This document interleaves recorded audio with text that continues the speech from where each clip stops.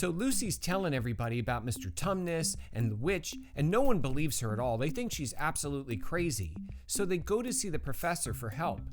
And he says the oddest thing. 10-year-old Brad didn't understand this. I couldn't understand what he was talking about. Logic, said the professor. Why don't they teach logic at these schools? Logic? Logic? What's logic? Is it like spelling? Why don't they teach it to me at school? Do you remember when Star Wars was really, really, really bad? Just, not as bad as it is now? I remember the controversy over Jar Jar Binks. You see, all of us who were kids in the 70s and the 80s, and we grew up with Star Wars, when we were adults, we wanted an adult Star Wars. And when Phantom Menace came out, we were so excited because we thought we were finally going to get an adult Star Wars. Instead, we got this thing. But George Lucas's response was, hey guys, Star Wars is not for adults, it's for kids. Is it like that with the Bible? I mean, think about it. All of these stories that you first heard when you were a child, the garden and the talking snake and the flood with the boat and all the animals. I mean, those are just fairy tales written by superstitious cavemen with no education. That's the talking points, anyways. But is it accurate? So as we're discussing these issues with atheists in the comment sections of these videos, I've noticed that a lot of the understanding of the system of logic of the Christian religion is very disjointed and disconnected. It's kind of like it was just assumed to be superstition, all about talking snakes, and then it was written off and discredited. But no one took the effort to actually learn the logic of the system that Christianity teaches.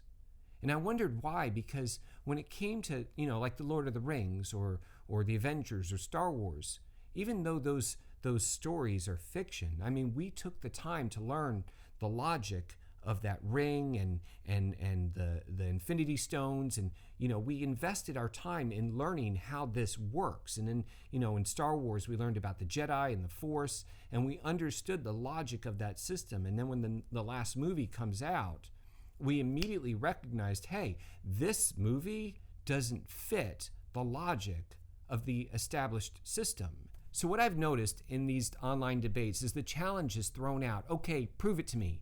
Give me evidence. And to save face, the Christian makes an honest effort to do just that.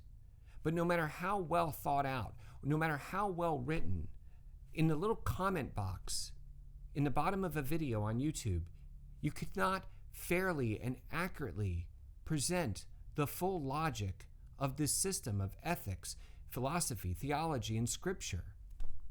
A system that people spend their entire lives studying. This is a textbook. This is the modern method for teaching the logic of this system.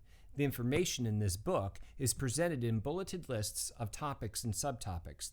This is the way that most modern people are used to receiving information. Much of the problems that we have in the dialogue of religion is because people approach this book as if it were like this book.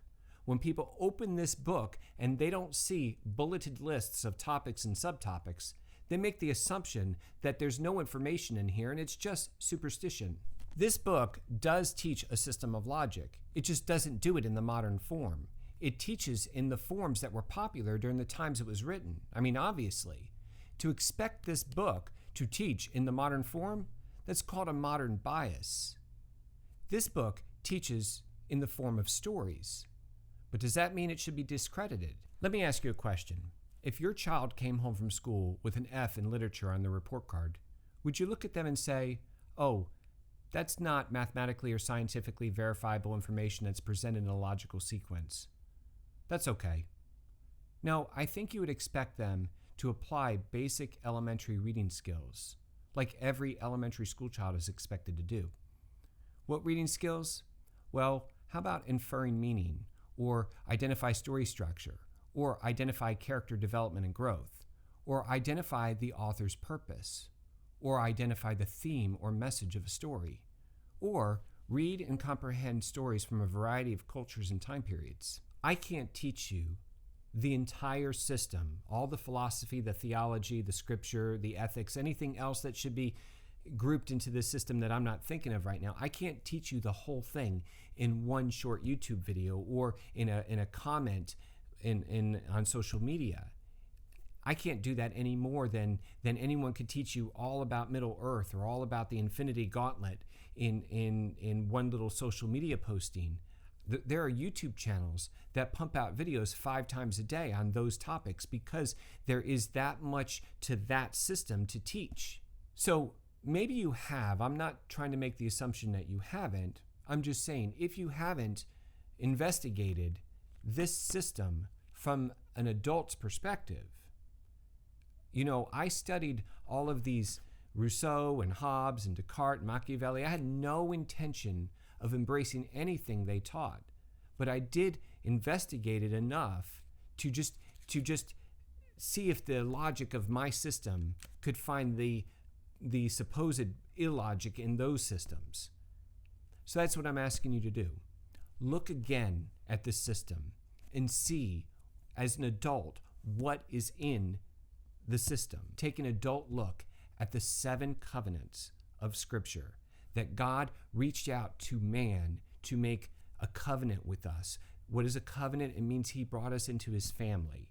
He first did this with a married couple, Adam and Eve, and they broke that covenant. So he made another covenant. He renewed that covenant with a family, Noah. They broke that covenant. So God renewed it again with a tribe, Abraham. And when they broke it, he renewed that covenant again with Moses, an entire nation. And when they broke it, he renewed that covenant with an entire kingdom, David. And when they broke that covenant, he renewed it again with his own son, Jesus Christ, on the cross, establishing a covenant that was based on mercy and forgiveness that can't be broken, because when it is, we can go to him and ask for forgiveness, and he will give us his mercy, and we will be back into the covenant. The 7th covenant has yet to happen. It will happen on the last day. And like the first covenant, a marriage, the 7th covenant will be a marriage again. So please subscribe to this channel, and we promise to continue to try to do our best to explain the logic of this system. Thank you for watching.